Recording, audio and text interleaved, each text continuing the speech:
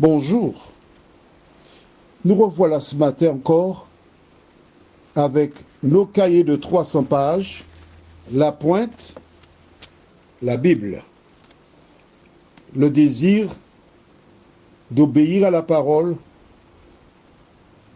a fait de lire dans Genèse chapitre 1er, les versets 27 à 31. Juste avant, je t'invite à te joindre à moi pour la prière. Notre Seigneur et notre Dieu,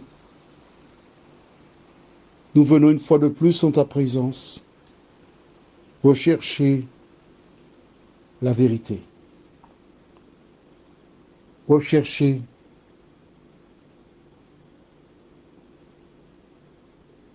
la direction du Saint-Esprit qui conduit dans la vérité. Seigneur, nous te remercions pour ta présence dans nos cœurs. Merci de nous éclairer. Au nom de Jésus, Amen. Je te rappelle que le livre de Genèse, Exode, Lévitique, Nombre, Deutéronome, ces 5 livres, ainsi que celui de Job, ils ont été écrits par Moïse. Or, tu sais fort bien que c'est dès le livre de la Genèse qu'il est mentionné le nom d'Abraham. Donc, Abraham et ses descendants connaissent fort bien tout ce qui s'est passé avant que lui, Abraham, vienne à l'existence. Et depuis ce moment, il communiquait à leurs descendants la vérité. Qu'est-ce que la vérité? Que s'est-il passé à l'origine? Quel était le plan de Dieu? Lisons donc dans Genèse chapitre 1er, verset 27 jusqu'au verset 31. Dieu créa l'homme à son image. Il le créa à l'image de Dieu. Il créa l'homme et la femme. Dieu les bénit et Dieu leur dit: soyez féconds, multipliez, remplissez la terre et l'assujettissez, là, et dominez sur les poissons de la mer, sur les oiseaux du ciel et sur tout animal qui se meut sur la terre. Et Dieu dit: voici, je vous donne toute herbe portant de la semence et qui est à la surface de toute la terre, et tout arbre ayant en lui du fruit d'arbre et portant de la semence, ce sera votre nourriture. Et à tout animal de la terre, à tout oiseau du ciel, et à tout ce qui se meut sur la terre, ayant en soi un souffle de vie, je donne toute herbe pour nourriture. Et cela fut ainsi. À l'origine donc, Dieu donna une alimentation spécifique. Les gens l'appellent végétarienne, d'autres végétalienne. Elle est plus végétalienne que végétarienne. Pourquoi? Parce que la différence qui existe entre les deux, elle est toute simple. Le végétarien consomme des produits dérivés d'animaux, par exemple le beurre, le fromage, des œufs, tandis que le végétalien ne prend rien, aucun dérivé.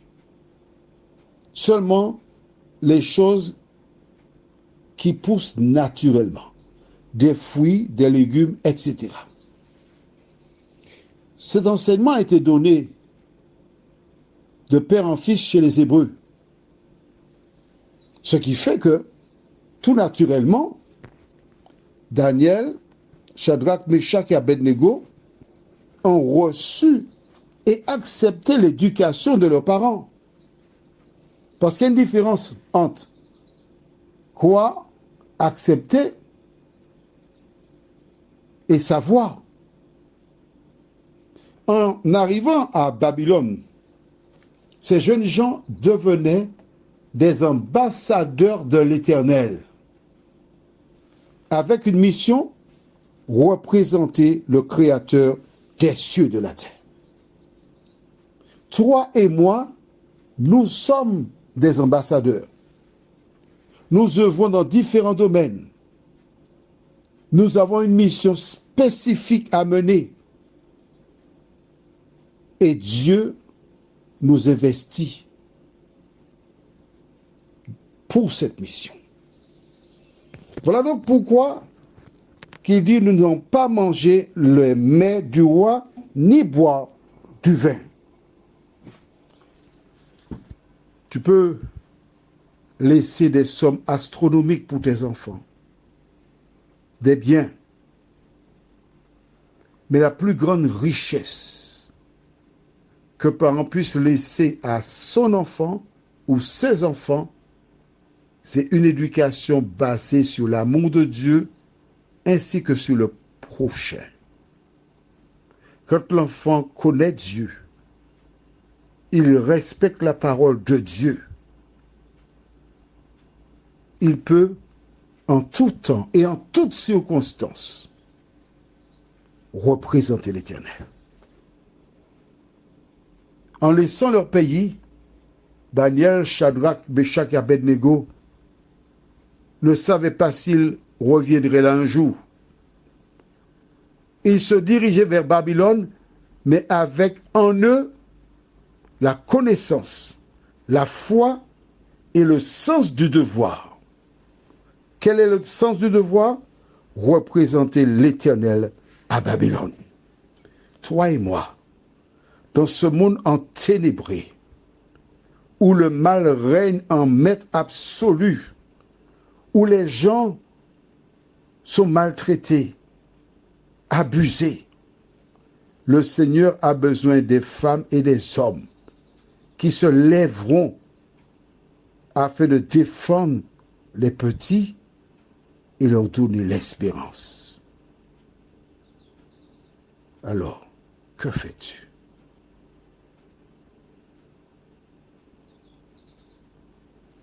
Que fais-tu? Est-ce que tu te contentes de m'écouter ou essaies-tu de voir ce que Dieu attend de toi? Quelle que soit la personne qui se trouve devant toi, tu ne dois pas avoir peur. Tu dois avoir le courage de te lever pour la vérité. Même si les amis se moquent de toi, même si les connaissances te traitent d'ignare ou d'arriéré, c'est pas grave. Mais il faut avoir une conviction et rester fidèle à ses valeurs. Voici pourquoi il a dit, Daniel, nous avons décidé de ne pas nous souiller par les mains du roi, ni le vin qu'il consomme. Prions. Seigneur, nous te remercions pour le bonheur de te connaître. Merci Seigneur. Nous te remercions pour l'occasion que nous avons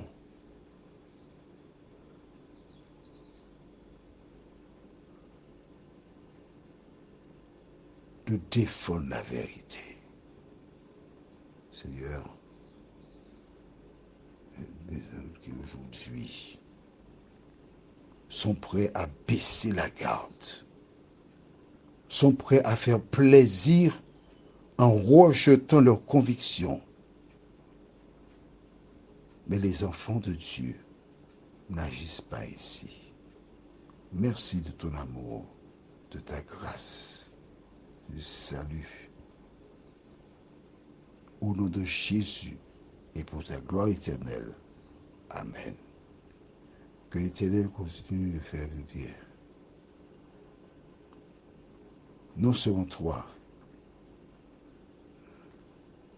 mais aussi tous les membres de ta famille. À demain matin, Dieu nous prête